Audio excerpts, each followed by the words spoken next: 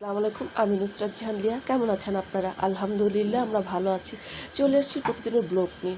আজকে চলে এসেছি সকালে নাস্তা, রুটি, পরোটা, চাইলে সাদা ভাতের সাথেও খেতে পারেন এই রেসিপিটা। আসুন দেখাই, শেয়ার করে। একদম সিম্পলভাবে অল্প কিছু উপকরণ দিয়ে তৈরি হয় এই রেসিপিটা। প্যান বসিয়ে দিয়েছি, প্যানেতে দিয়ে দিচ্ছি তেল, দিয়ে দিচ্ছি পেঁয়াজ আর কাঁচামরিচ।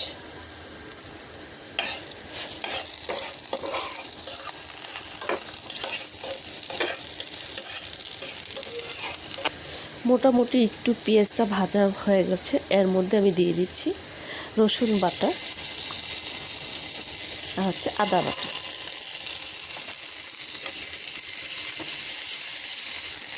এর মধ্যে দিয়ে দিচ্ছি আলু।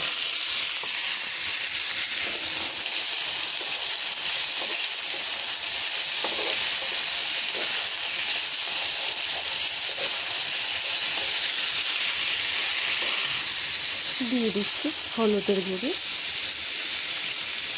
সামান্য পরিমাণ শুকনো মরিচের গুঁড়ো।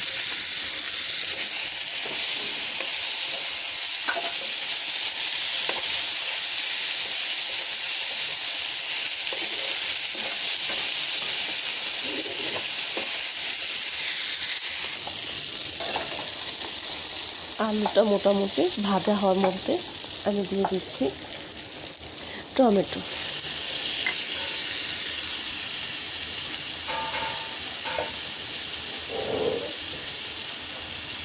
দিয়ে দিচ্ছি লবণ।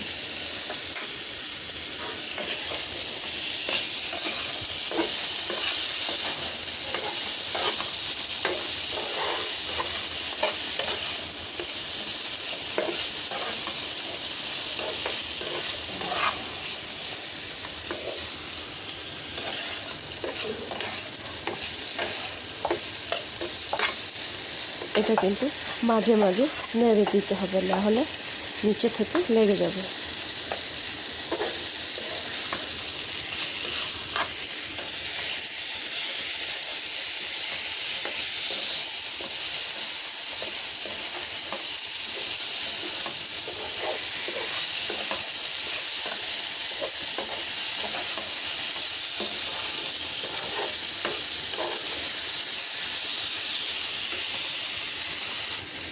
দিয়ে দিচ্ছি চাট মশলা,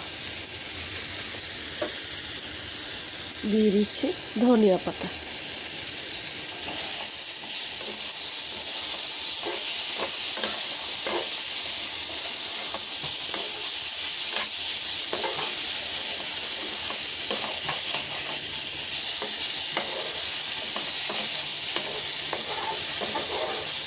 একেবারে রেডি। আমি এখন এটাকে নামিয়ে ফেলব।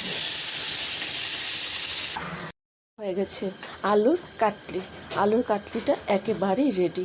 আশা করি রুটি, পরোটা কিংবা সাদা ভাতের সাথে খেয়ে দেখবেন, খুবই ভালো লাগবে। ভালো লাগলে আমাকে কমেন্টস করে জানাবেন, সাবস্ক্রাইব করে দেবেন, আমার পাশে থাকবেন আর আমাকে অনেক অনেক সাপোর্ট করবেন। আজ এই পর্যন্তই। সবাই ভালো থাকেন, সুস্থ থাকেন, আবার আসবো। আল্লাহ হাফেজ।